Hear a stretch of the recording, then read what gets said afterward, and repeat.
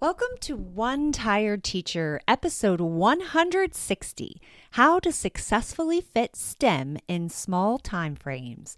Oh, this is going to be a good one. I know you're going to really get a lot of information from this. I have a very, very special guest and dear friend, Carrie Tracy from Feel Good Teaching. And we are talking about fitting STEM into that small time frame. And oh, the agony of not having enough time. If you are a classroom teacher trying to teach STEM, or if you are a special area teacher with a limited schedule, then you know what I'm talking about. It is brutal. So how can we get to the best part of revision and learning from failure if we have to constantly stop due to time constraint? So today, my brilliant guest, Carrie Tracy, is here from, she's the host and creator of STEMCon. She is here to talk to us all about how to successfully fit STEM into smaller time frames. I hope you stick around. Welcome to One Tired Teacher. And even though she may need a nap, this teacher is ready to wake up and speak her truth about the trials and treasures of teaching. Here she is, wide awake. Wait, she's not asleep right now, is she? She is awake, right? Okay. From Trina Debery Teaching and Learning, your host, Trina Debery. Hey, so before we get down to it, I want to tell you that STEMCon 22 is back, baby. It is taking place April 8th through 10th this year. But don't forget, just like every other year, you have access to this for a whole entire year. So you don't have to be present for the actual event. There's only one session that won't be replayed that's alive during those days. Everything else will be on replay, and then we have the whole entire content library ready to go for you. And you can join us for an amazing assortment of wonder and learning. And this is really not your typical PD. In fact, it isn't even close. I know you are exhausted this year, but this may likely be the thing that gets you up in the morning. It really is that good. Our first year was during a pandemic, and the camaraderie and the hope, all of it that STEMCon gave us was priceless. This next year did not disappoint, and I know this year is going to be even better. We have over 60 sessions to choose from, so there is literally something for everyone. There are prizes and panels and goodness galore. You can find out more about this at trinadeveryteachingandlearning.com/STEMCon22. STEMCon22. I'm going to link to it in the show notes, and then you'll hop on over and let you take a peek at all the goodness that we have. So now let's just get a taste of what you will get at STEMCon, the host of STEMCon, and the one and only Carrie Tracy. So I'm very excited to have my dear friend and fellow STEMCon presenter, and she's the creator of STEMCon and the host of STEMCon. And I think she's truly brilliant and amazing. And that is my friend, Carrie Tracy from Feel Good Teaching. Welcome, Carrie. Thank you so much for a nice introduction. I am so excited to be back again. I'm so excited that you're here. We are talking about how to successfully fit STEM into 30 minutes or less. Is that possible, Carrie? I've actually resisted the idea of this for years and years, and I just keep seeing people ask for it. Teachers asking, I only have 30 minutes to teach STEM, which I think is a crime and horrible. Absolutely. Not a crime perpetrated by them. It's usually admin just saying like, this is the amount of schedule time. And not caring. Yeah, exactly. And so for a long time, I was really resistant because I do think you need more time for quality STEM, period. But I've come around to the idea of the fact that we don't live in an ideal world. No, what can we do if we do only have 30 minutes? So one of the things that I'll talk about in my session at STEMCon is some creative ways to find more time. That's great. So that you can hopefully do more, but I do want to give some practical ways to use that, that block of time if that's what you have, because I do think I basically wanted to treat it like a STEM challenge or a challenge for myself. Can I come up with multiple ideas of ways to use 30-minute blocks of time that I can feel really good about and actually still feel like it's contributing to the STEM program in a way that makes me comfortable, and makes me proud, ultimately. And so, yes, that's what I sort of set out with. It was the same sort of thing that you said. It was like, is that really possible? I still will say, I don't think it's ideal, but I do think there are a lot of ways to use the time well. Yeah, I think that that's going to be so unbelievably helpful. And part of that made me think when you said that it was a challenge for you. Did you yourself deal with productive struggle? I did. I actually was doing the thing, where you procrastinate. I can't even talk anymore. But yeah, I just was really finding that it was hard for me to get started on planning my presentation and sort of figuring out, how am I going to go about doing this? So I just wasn't doing it for a long time, but because I knew we were doing this podcast, I actually, knew, oh my goodness, I have this pressure. I haven't even recorded my session yet, but I do have it all planned out and outlined and have thought it through, and am very happy to report that I did go through productive struggle, but I am really happy with what's come out of it. And I think there are going to be some really good ideas and helpful, practical. I'm going to say that word a lot because I think it's something that for me, when I was teaching and in the classroom, the PD that I received was not always practical. A lot of it was sort of like pie in the sky, and you just felt like the person was completely unplugged from what you were dealing with on a daily basis. And so I really try to bring that into focus when we're doing STEMCon and when I'm doing any kind of PD. What can we actually get done in the classroom? And that's actually my focus kind of, or my overall goal was thinking about depth versus breadth in terms of what we're teaching, but also sustainability in terms of our own energy. Okay. And our own resources, not just in when we talk about STEM, a lot of times when we say resources, we're talking about, the materials that we build with, or, if we're going to be buying robotics or Arduinos or whatever. But I'm thinking sustainability in that aspect, but also how do we keep ourselves energized, motivated, and pace ourselves in a way that helps us stay and do what we need to do and be there for kids and be there for ourselves and our lives and our own families as well. And I think that's the thing that really gets, obviously in teaching all the time, pushed to the side, but especially in, if we're talking about an elective teacher who's seeing, 8 or 9 classes a day for 30 minutes and doing STEM, and they have no time in between classes.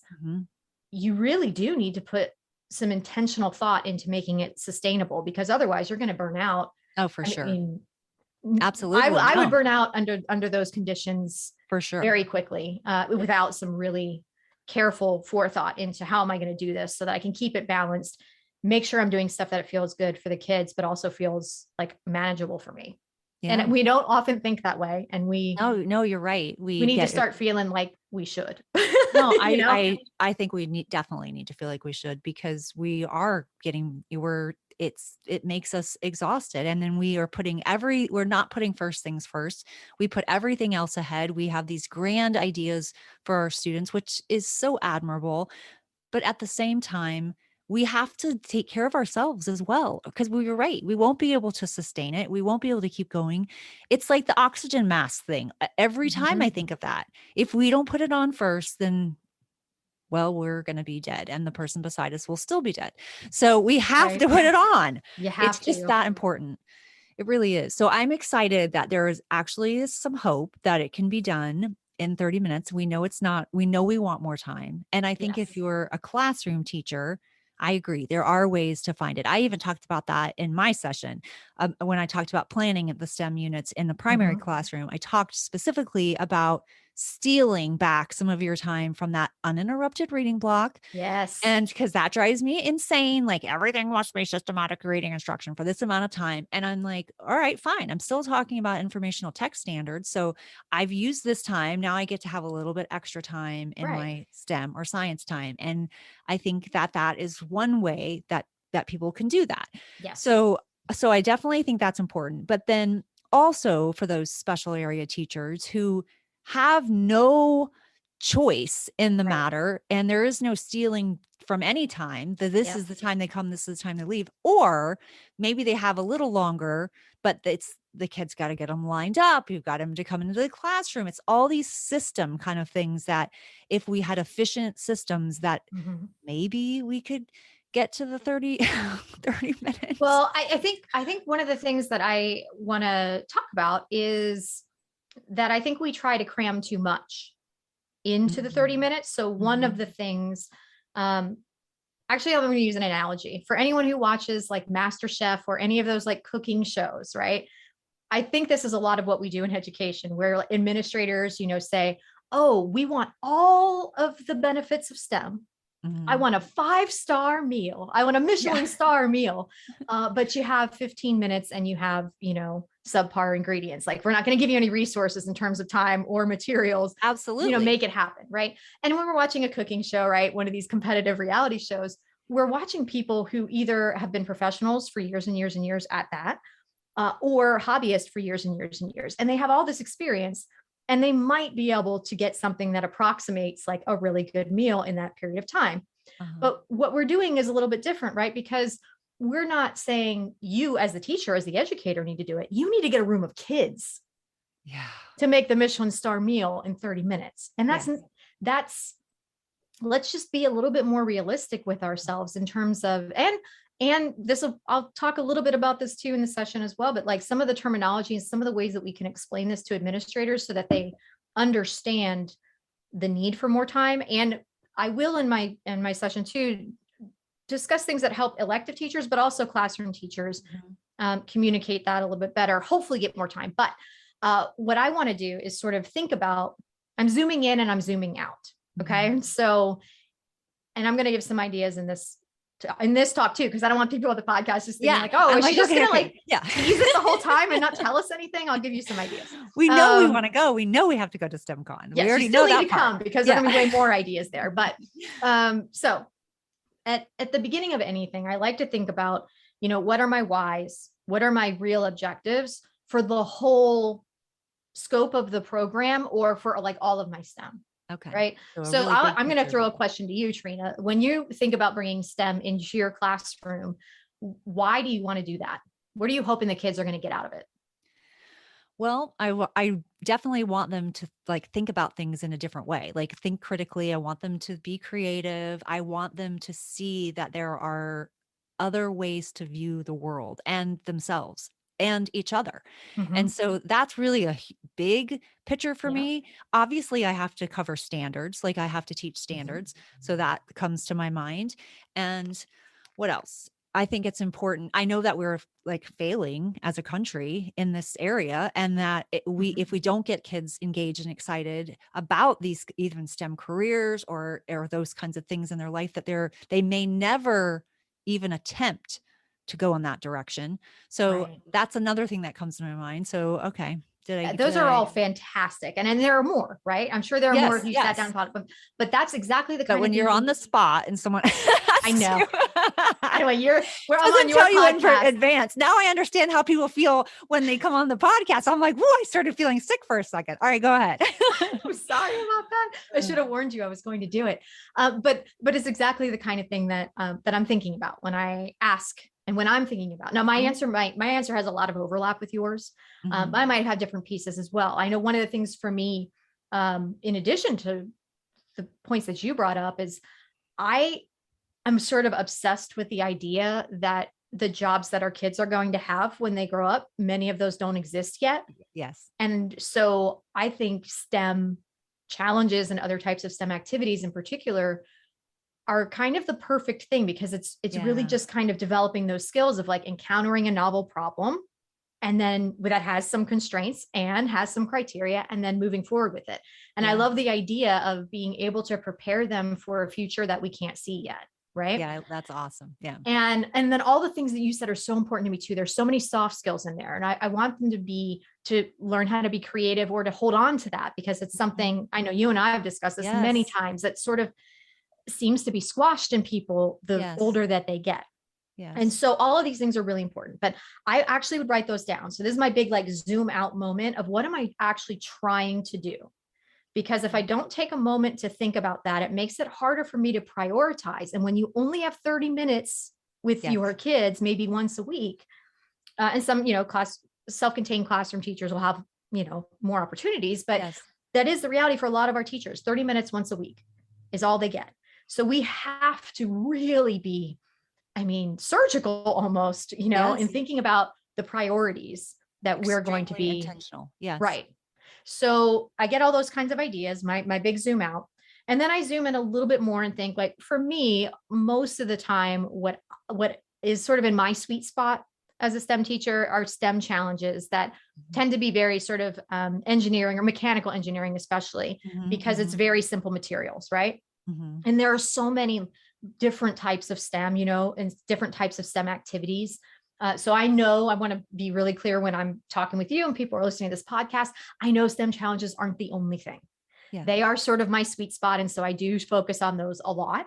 But even in my session and things like that, we'll talk a little bit about different types of like tech things that you can bring in or coding, but I'm going to share those as links or as other sessions at STEMCon from people who that's their sweet spot, and they're going to cover that better than I do. But so I zoom in and I think, okay, then what I'm trying to do when I'm trying to teach them the creativity and encountering the novel problem and all that other stuff and sticking with things and persevering, growth mindset, all those great things. That's usually sort of in the culmination of a STEM challenge that goes all the way through the engineering design process, which I do not think you can do in 30 minutes. Yeah. I don't think you can go all the way through the EDP in any kind of meaningful way in 30 minutes personally. I'm happy to be corrected if somebody knows a way, but I don't think so. Because learning takes time, right? Processing, analyzing, reflecting, just that piece alone, is going to take kids time. And it's the thing that we give the least amount of time. Yes, absolutely. In a lot of cases. So then I I zoom in a little bit more, right? Because I'm probably not going to go through the entire EDP in 30 minutes. But when I set up a sample schedule of what would I do if I had, an elective schedule where I'm seeing 9 classes back to back. Oh, goodness. And what would I do at that time? Because I know I want to go all the way through the engineering design process at least once a quarter, if I can. That's a good goal. And you can do that, but it's going to take multiple classes. You're going to need at least 2 and maybe a third. And I'll talk more about those details then, but let's kind of zoom in a little bit more, because then what we want to look at is how do we break up then all those other class periods that we have? Do I need to be having them build every single class they come to me? The answer, I think, is no. Ooh. I don't think you need to have kids building every time they come to you. But what I do want to be really careful that I say right now is we want to be awfully careful that we don't take the doing of science and STEM out of our classes with our kids. As much as possible, we want them doing, but doing sometimes can be done without building. Yes. But not all the time. So I want to be so, because this is part of careful. why I totally resisted so much for so long is I really didn't want people to misunderstand and think I was saying, let's not do the building part. Not yes. That's not, you're right. And I don't think that anyone that's listened to you speak or heard or has been a part of STEMCon knows that is a crucial part, and that it is like everything. And we cannot lose that for sure. I don't think anyone thinks that.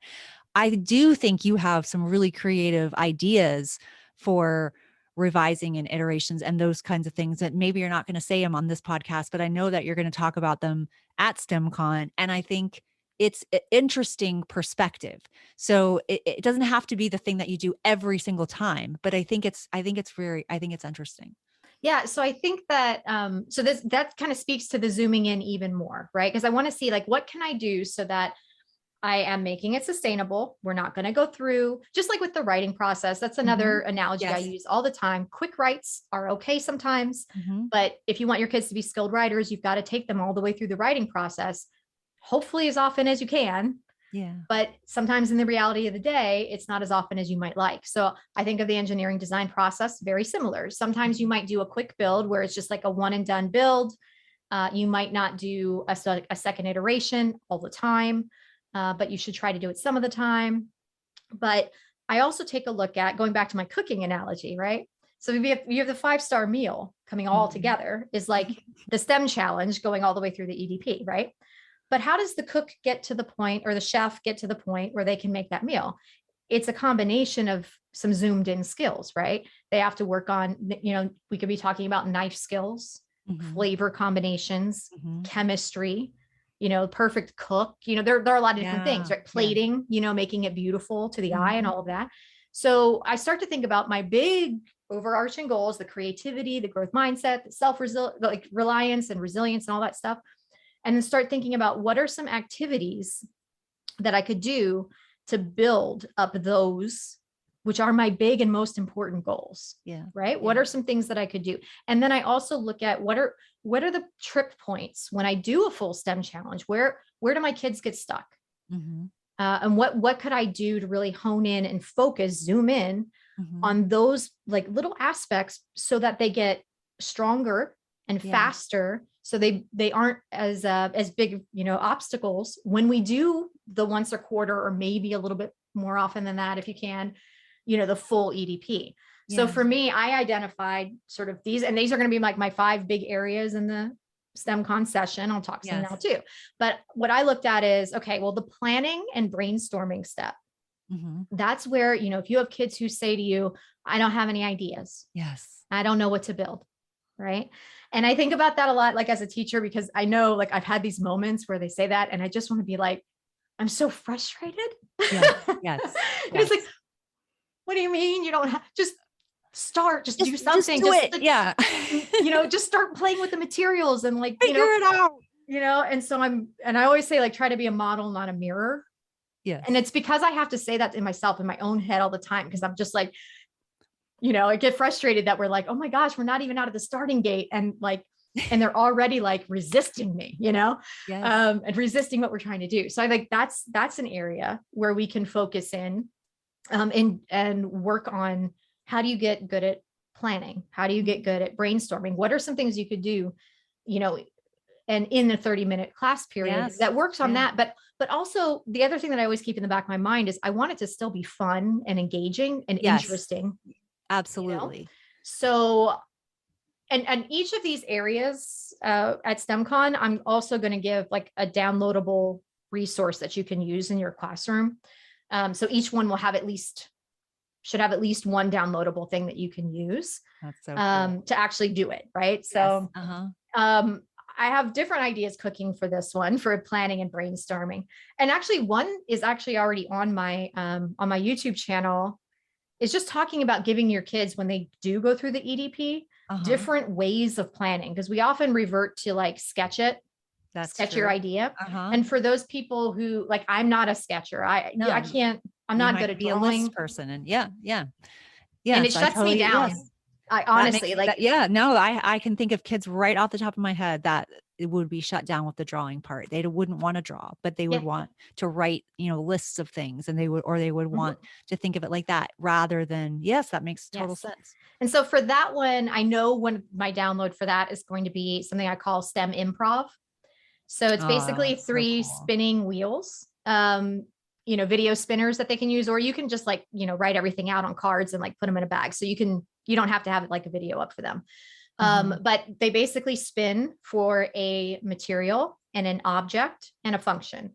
So they might get something like a fashion item made of socks that catches fish. And in the 30-minute class period, so cool. We're really focusing in on this activity. Is not really meant to go through the whole EDP. They're not even probably going to build it, but certainly not in like a 130-minute session. This is really getting them used to like having an idea that's really crazy. You might spin something that makes no sense. Like that doesn't make a ton of sense, but you can almost start to get visuals of it. But I even walk through in an intro video for the students, like, what is this activity about? And talking about what improv is and how comedians use it or actors would use it to, it's really just to kind of like get your brain moving, right? And to also teach yourself to work past a creative block and just keep going with something.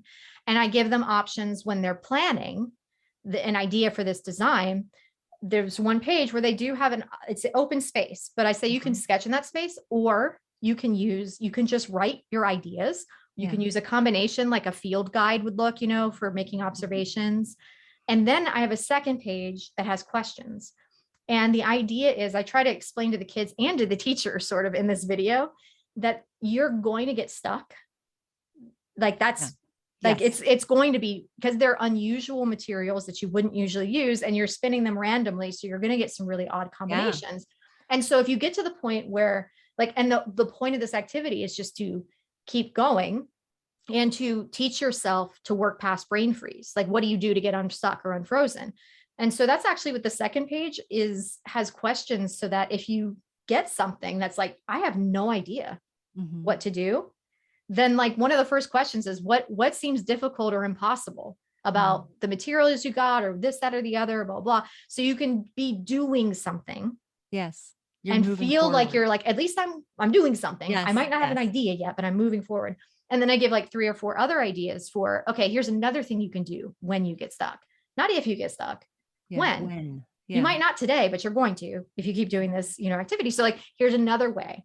And so like, that's really meant to sort of hone in on just the piece of planning and brainstorming and being okay with like, not all of your ideas are going to be good. Yeah. Like, of course not. But we act like so surprised when our kids are like scared to create or to be wrong about something. Why wouldn't they be? I mean, I am in this society. I am society for sure. Yeah. Because the climate is very like achievement focused and oriented. And, you don't want to be the one who has the dumb idea. Yes. You don't want to put it out there. And so we have to like look at how can we combat that?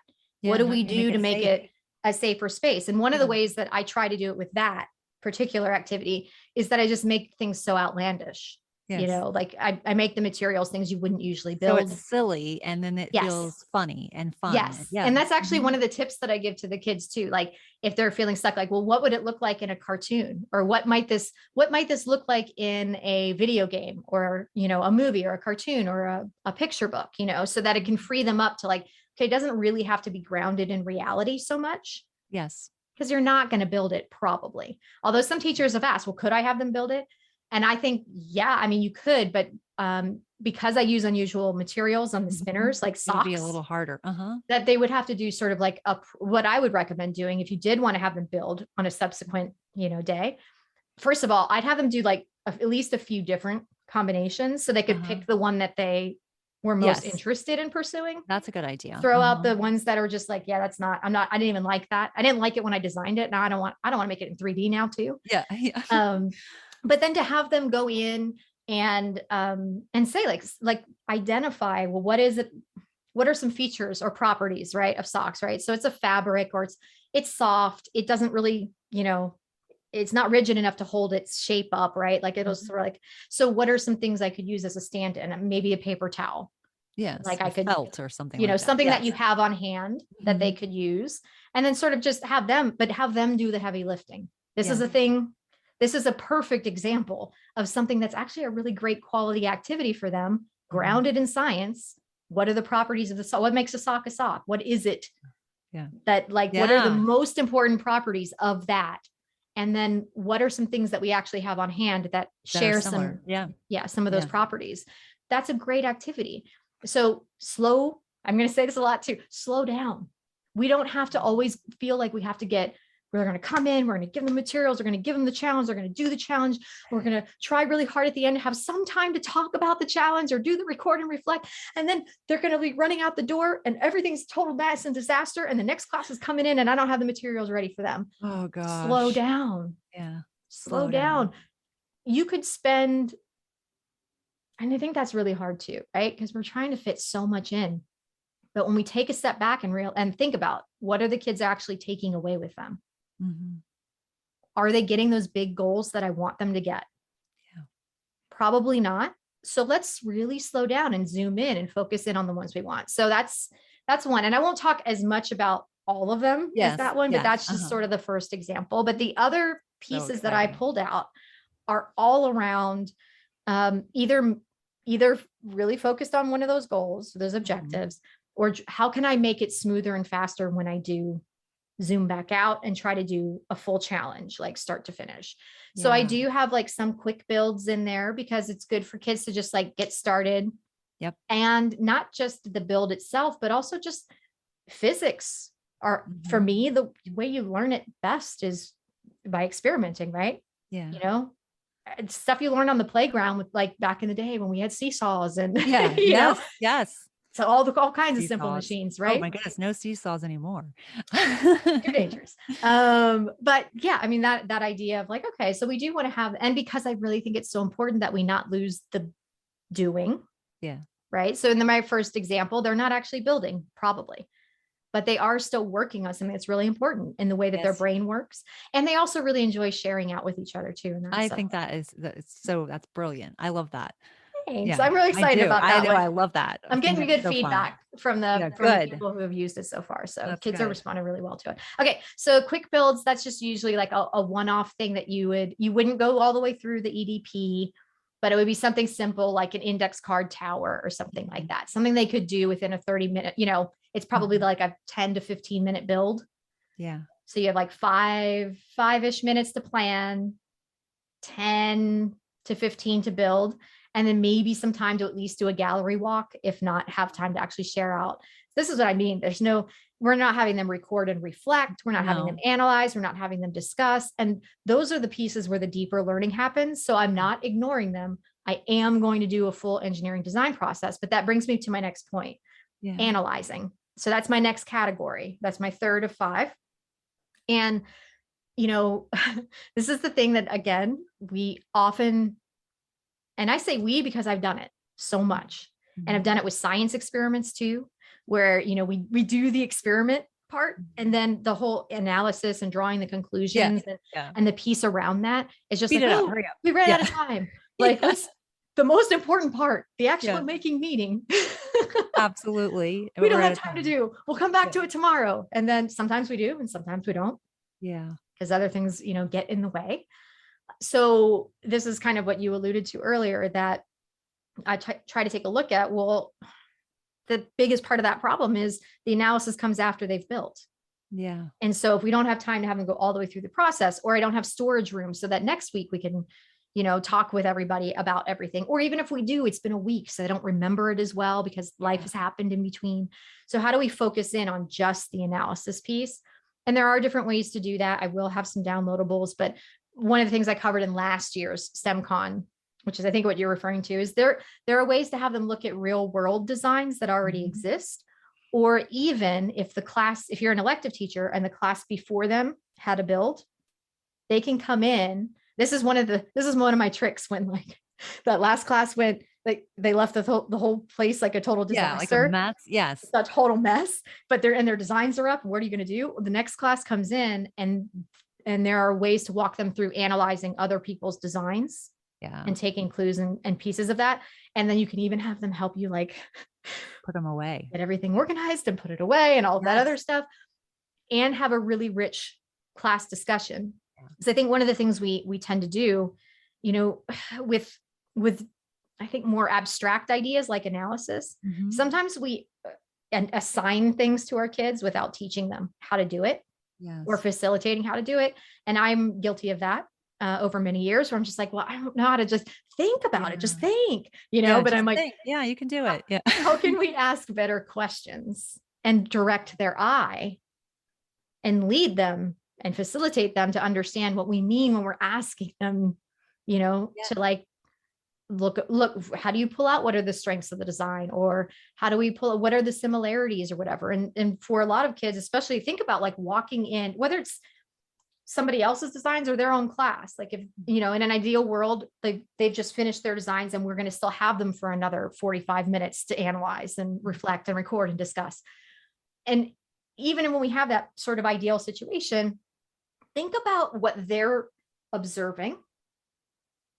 There are so many things to look at. Yes, absolutely. That it's very difficult for them to even understand. Like, I don't understand how to look at all of the enormity, the entirety of everybody's designs and understand how to pull out something that's important or a conclusion I can draw, or even a question I can ask about like, oh, Are the tallest towers, do I notice that the tallest towers all share a similar shape, or the way that the base is connected to the desk might be similar? We don't tell them where to look. And, if you're struggling, and I try to actually kind of start with the least amount of support just to see where they're at, in terms of questions like, oh, what do you see? What do you notice? What questions you have, all that. But then if I'm like, they're not noticing that like all of the towers that have, cylinders are doing really well, or, and I want them to pull that out themselves. So then I'll start getting more specific with my questions if they're not starting to do it on their own, sort of pull out those things. So what shapes do we see?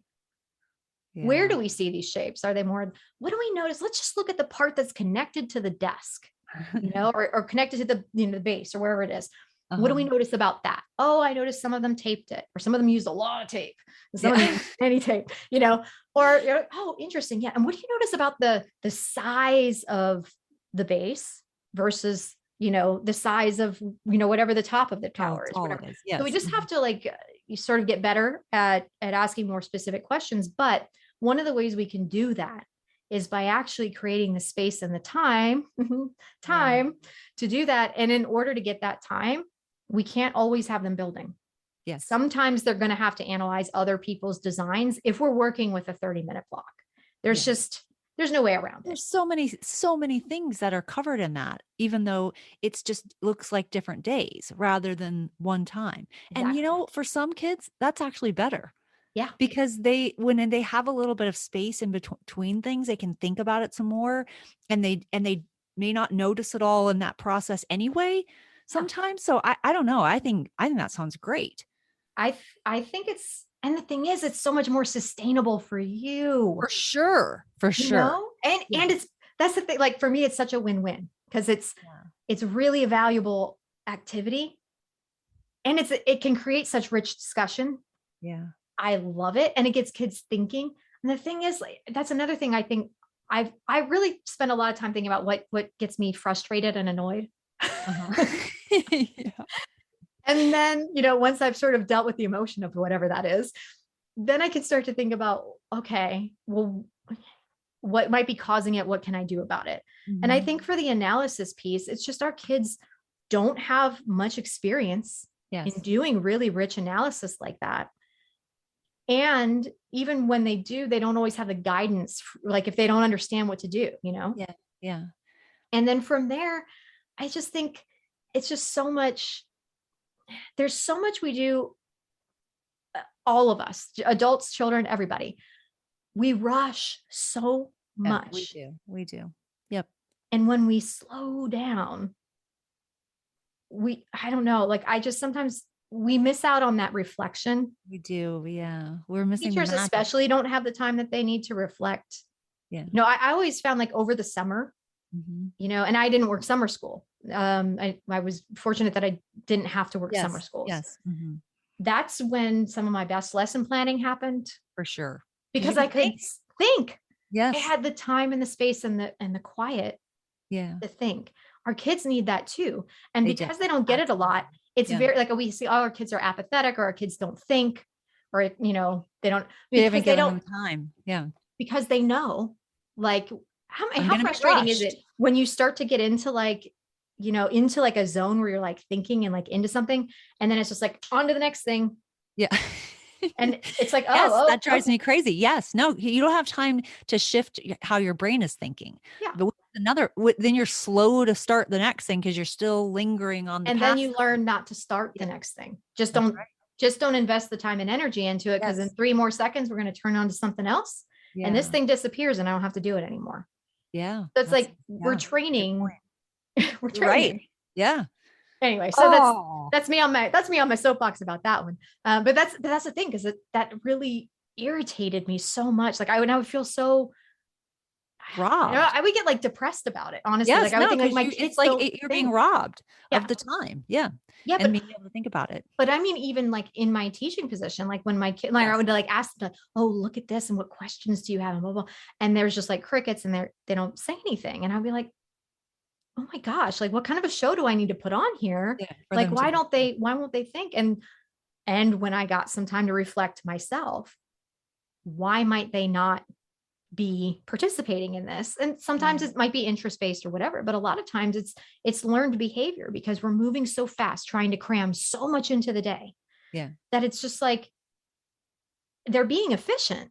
Yes. If they just are quiet, then we'll move on to the next thing. Yeah. Yeah. They're conserving their energy for the next thing we're going to move on to. And they know that like, we're never going to get really deep. It's all about breadth, you know? And what I'm trying to say here when we say zoom in and slow down is let's look at depth. Let's spend a half an hour looking at, I don't know, a tree outside and come up with as many questions as you can. Yeah. Because you'll have that thing where you come up with like, okay, I can come up with a bunch of questions, you know, and then 30 seconds or a minute in, you're like, okay, I'm done. Yeah. But if you make them sit longer, no, they have quietly, to keep coming up with them. Yes. They'll come up with more. Yeah. They will. And so I think that even is a simple enough activity that you could do. I mean, maybe you wouldn't spend the whole half hour on it, but I think between like, I don't know, like what feels like an uncomfortable amount of time, and you could build up on it from there, but maybe like 5 minutes where they're, and whatever, you know, it doesn't have to be a tree, fill in something. You could even watch a video or whatever, you know, and the job is to come up with as many questions as you can. Maybe if you're new, if you're starting it from scratch, I might say like 3 minutes on their own, then in small groups for another 3 minutes, then sharing out each of those groups to the whole class to see how many questions really you can come up with. Yeah. And then over time, as they sort of develop that muscle, you can expand it. And that's the thing. Like we think like, oh, our kids aren't curious anymore. And how do we fix it then? Yeah. How do we fix it? Like, let's see how many questions we can ask about this thing. Let's really challenge ourselves to come up with it. And they might not be really receptive to it at first. And we have to be like, we have to understand that too. Like if you think about, if you haven't been to the gym, and I'm thinking about the last time I went to the gym, it's been months and months, right? When I go back to the gym, I'm going to take it real easy. Yes. Like I'm not going to go in and like, be like the most like crazy person in the exercise class or whatever, you know, or you're going to hurt your neck. Right. Or I'm going to hurt myself. Yeah. And so like our kids, like we need to also be really patient that like, these are things they're not getting enough of. And so we have to help them develop the muscle. Yeah. Yeah. That's so exciting. I think I think this is great. I am so glad that you gave this challenge to yourself, because I think you've come up with some brilliant perspectives and ideas of it. Yeah, I do. I'm excited. So we're going to see this. We're going to see more at STEMCon. So we have to get there. Absolutely. And there are 2, and I didn't even tell you the last 2. And I think that's just fine. You can come to STEMCon. And like I said, I'm going to be giving you multiple ideas, but also downloads so that they're actual to support them. Things you can actually try and see how they work with your kids. And I'll do sample schedules of how I would lay it out for a quarter, maybe a semester, so that you aren't killing yourself to do too many builds, but you're making sure you are doing. The doing is so important.